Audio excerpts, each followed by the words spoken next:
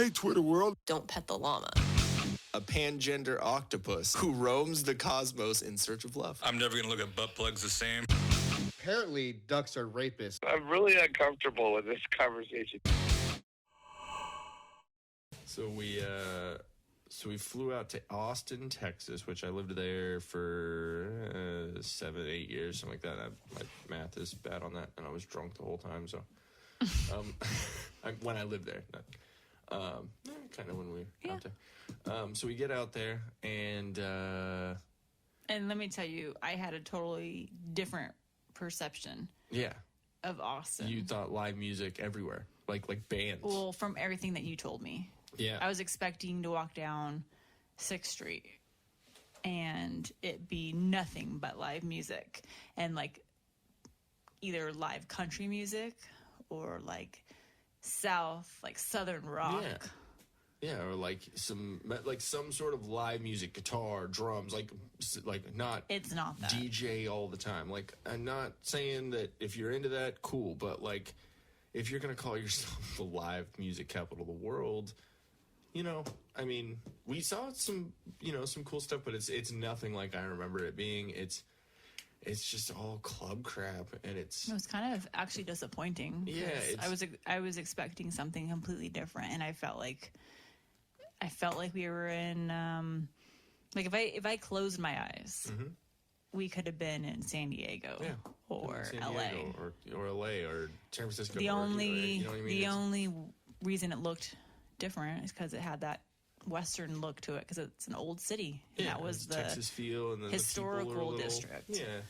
But I mean, it was that, cool. We went to so many dive bars. So many dive bars. And first place we went was Jackalope, because you needed food. Yeah, so we got some like amazing burger from that place. It was amazing, right?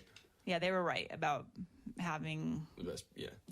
Would they say literally it was like they won awards for having the best burger or something? They deserve it. Shout out to Jackalope on 6th Street. It's on Dirty 6. There's East 6, Dirty 6, and West 6. It's right there in the heart of Dirty 6th Street, Austin. It's amazing. They have great bands and stuff there too, and I don't know if they still do it now. They used to do it when I was there, but they played like TV shows and stuff, like with all the TVs on and the sound, and it's really, really cool. And they have, I think it's 2-for-1 burgers down there. So one of those, I think it's like on a Wednesday or a Thursday or something. So it's like awesome deals and all their. My favorite was the Bama burger. That's the one I always used to get. It was a beef patty with cheese, pulled pork, bacon, and like something else. It's just hurting my stomach just thinking about it. I used to trade out the beef patty and get a fried chicken patty. Oh, okay. Yeah. Fried. Oh yeah. Fried. Well, I was a drunk stoner, so. Like, definitely Austin, like, I don't know, for some reason I was thinking it was still going to be the historical part of Austin, but I thought it was going to be more like San Diego. Like, San Diego Gaslamp is old, but they've renovated it, and it's still kind of clean. Like, I was surprised that literally every bar, like, there was so many bars there. All the bars, though, were definitely dive bars. I was actually really shocked by that. Yeah, I was really shocked. I didn't think it was going to be quite like that. Yeah. I remember, so when we got there Thursday night, we went to Jackalope, got those burgers, and then we went to Chupacabra, because we were going to go to Shakespeare's and get Liquor Pitchers. Chupacabra. It was. That's right. Remember, we were on our way to Shakespeare's to get Liquor Pitchers. That's right, folks. Yes. Liquor Pitchers. It's a mini pitcher with. How many ounces would you say? Let's find out. Let's look it up. Okay, let's just say that would probably be something that I could do back when I was in my early 20s. Nowadays, you literally would just need that one drink, and that'd be it for the entire night. Like, I don't even know how they managed to serve those still. It is, let me see, a standard pitcher, 32, 48, 60, probably a 32 ounce, right?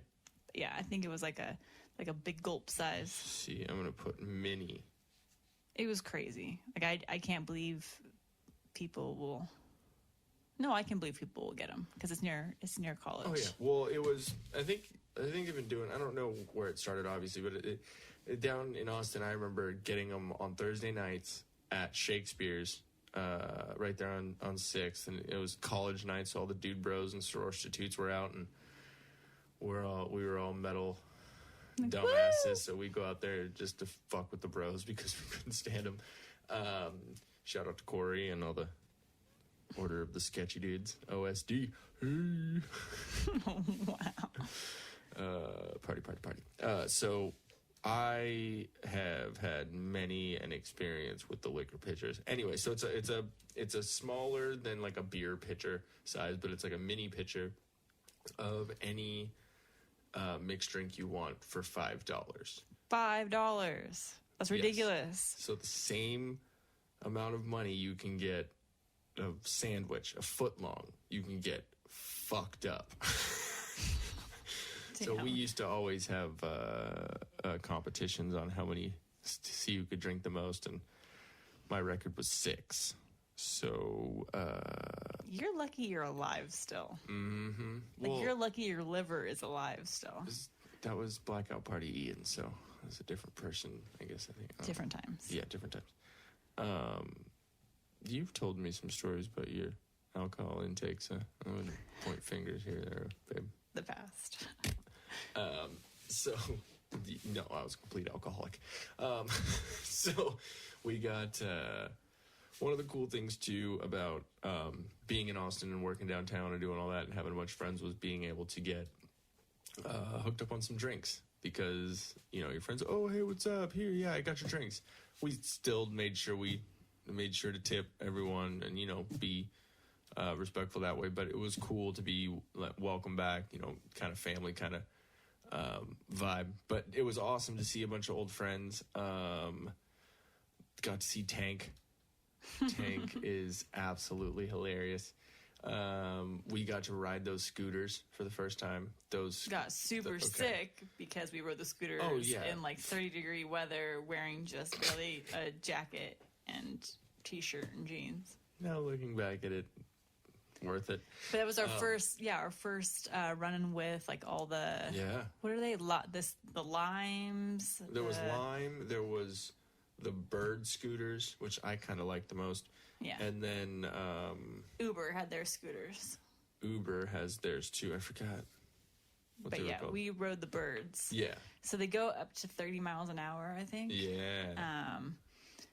And I don't even remember how much we paid. It wasn't even that much because it was like our first time doing it, so we got deals. But we rode those all over the city. We went up to the Capitol. Mm-hmm. Went all the way down South Congress and did looked at all that stuff. Went up to the campus. The "I love you so much" sign and all that. They were fun. Yeah, a lot of fun. It was really, really cool to be able to do that and kind of show you, terrorize people, because you're not supposed to ride them on the sidewalk, but we did. Well, yeah, of course. You got it. I mean, it's mostly. I'm not gonna ride it in the street. There's cars. You got to scare them. Keep them on their toes. About 30 miles an hour on the sidewalk. Yeah, exactly. Get the fuck out of my way. The bell. There was bells. Bring, bring, bring, bring. If you know anything about me, I like being loud, so I continuously was ringing that bell next to people scaring people. I'm pretty sure there was at least a couple people who the little poop come out. Ping, ping, oh God. I just pooped.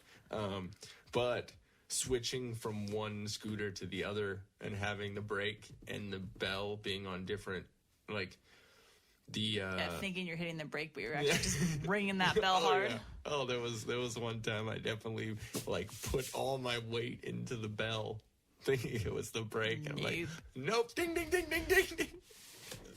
It's great. If anyone, I think we annoyed all the homeless people in Austin. Exactly.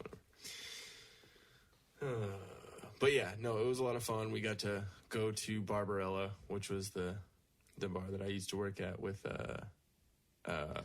Tuesdays. That was fun. There's lots to see there. Yes, it's very liberal. We like people watching, so it's definitely prime example for that. So that was fun. Tank, we said that a second ago. Tank is a guy who's a door guy down on 6th Street who was one of my good buddies out there. Worked right next door to me. I worked at Big Bang, and he worked at Touche, where he works now. And we always used to give each other shit and just mess with each other. It was a competition to see who could get who into each other's bar. I mean, he won. He was 250-pound like black dude who had way more or way less of a internal monologue. Like he everything that he thought says, so that, especially being loud, having to be like $2 this, $2 that, get in my bar, blah blah blah. Like he was just a lot quicker than I was. But I mean, it was pretty quick, but yeah. So anyways, that was a lot of fun. We ate at Ironworks, that barbecue place. That was pretty tasty.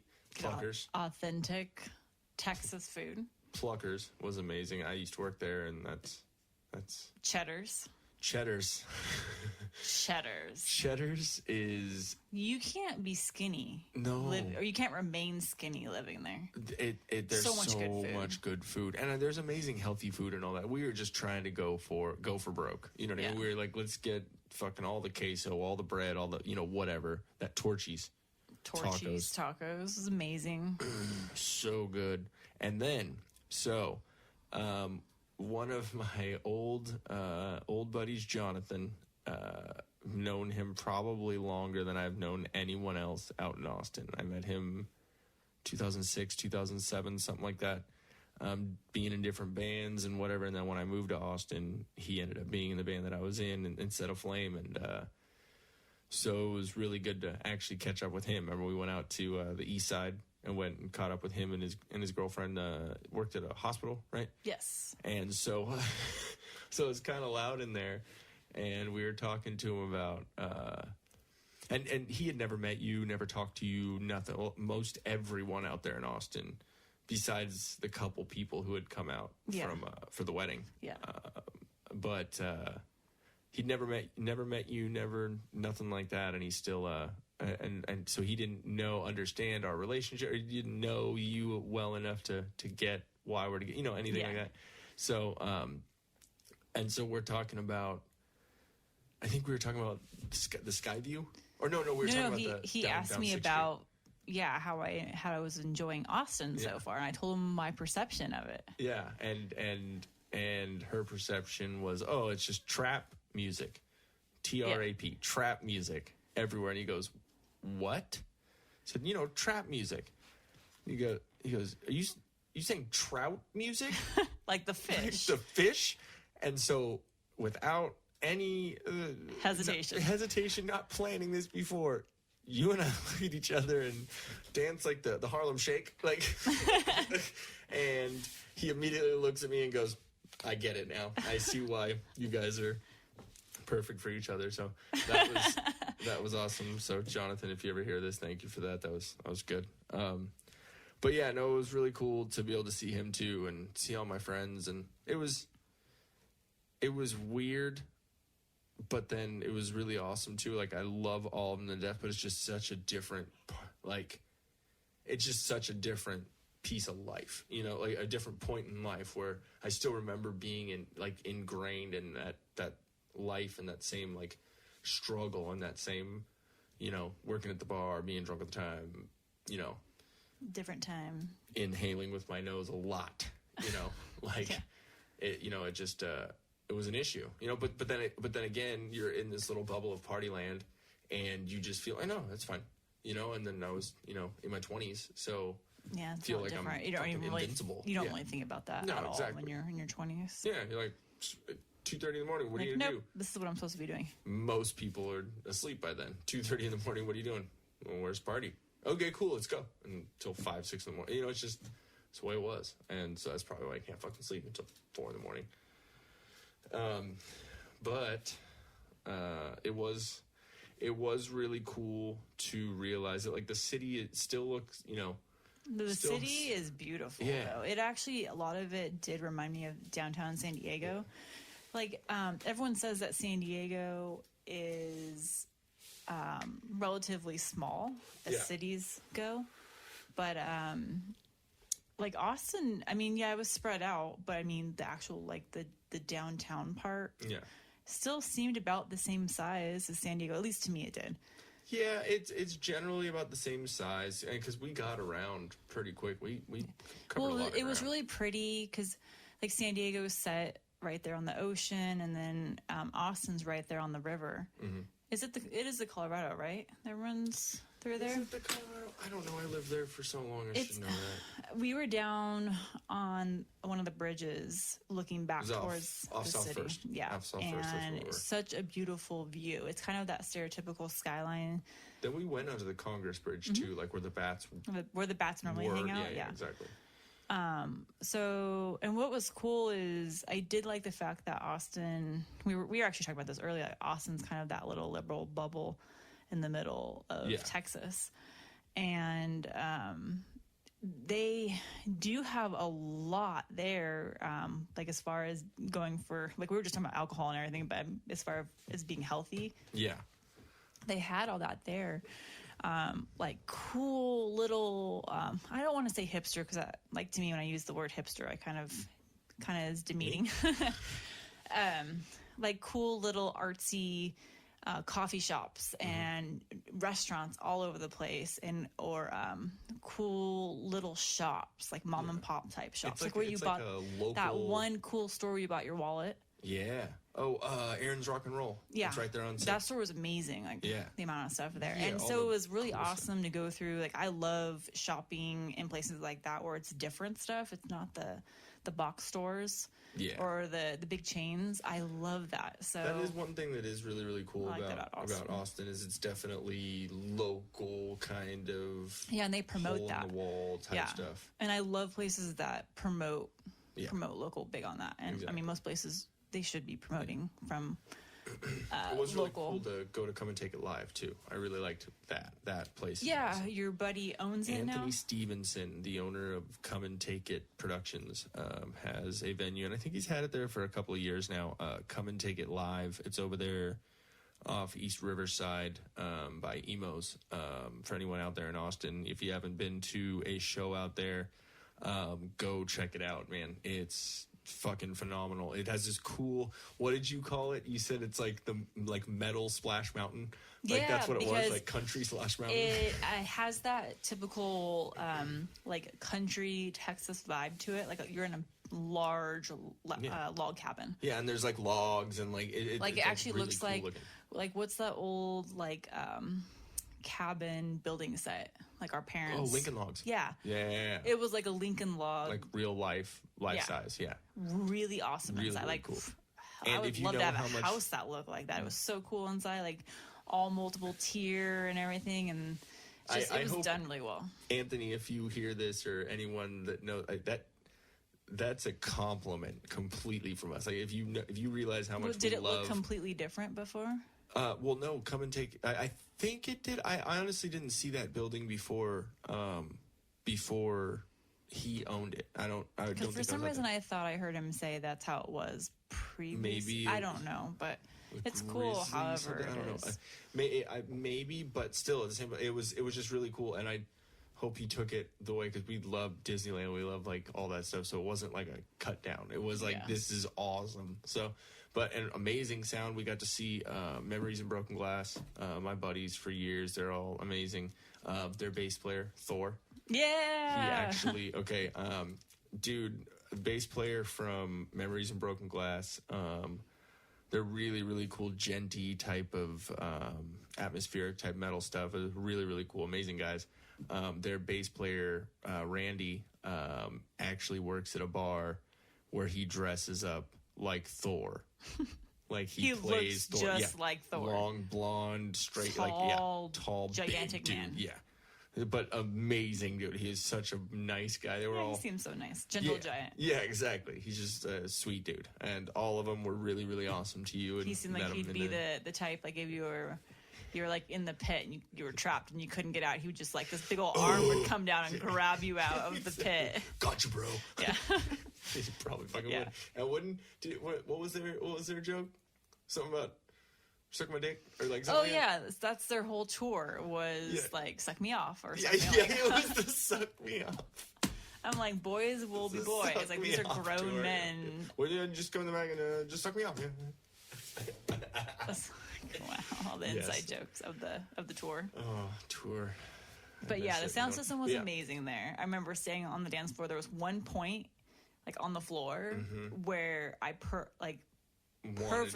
perfectly was standing right where the bass was hitting, and I could feel it like all throughout my body. I'm like, okay, I need to move because I feel like it's going to explode out of my chest right now. Like it was. I'm getting too excited standing here. Yeah.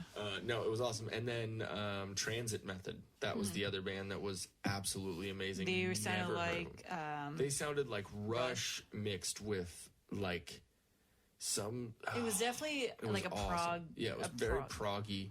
They had some really cool off-time, like off-meter type like riffs, which were really awesome. And one thing that I absolutely loved is while they're doing a riff, it was a three-piece. It was just guitar, bass, and drums. And their bass player was doing an actual riff where it wasn't just a couple of chords. It was an actual like multiple note riff, and then their guitars just soloing over it, and it sounded perfect. Like that's a really hard thing to do, to be able to pick this out and then solo over a complicated riff, and they killed it, man. And so yeah, Transit Method. I know they're on Spotify. I'll put up links and stuff for them, but check them out. Check out My Memories in Broken Glass too, because they're absolutely amazing. I think there was one other thing that I wanted to say about Austin.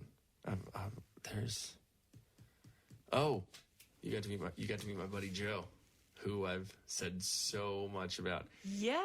And you understand why I love that fucking asshole. Yeah. He's very brash and straight. He out. definitely speaks what's on his mind. Yeah, and definitely comes across as an asshole. Sorry. But you understand why I love him, because he's just he's kind of that me and him would get in the same mindset and just kind of fuck around. And it's probably because we hadn't seen each other in forever, It was just funny because, like you've told me so many stories, drinking stories, being in our 20s, we both have similar stories as far as like drinking and partying and whatnot. And then, going out there and seeing a lot of the same people that you hung out with back then and seeing how majority of people have matured and or not matured or this and or that. Exactly. just kind of seeing where people are in their lives right now. And it's like, it's so weird because then you're like, okay, well, 10 years ago, we weren't thinking of, owning a home or this and that. Insurance and now, and this. And, exactly. It's so different just to see where. Faded tomorrow night. Yeah, exactly. That's all you cared about. Not even tomorrow night, tonight. Like, not even looking to the next day. Yeah. It was just.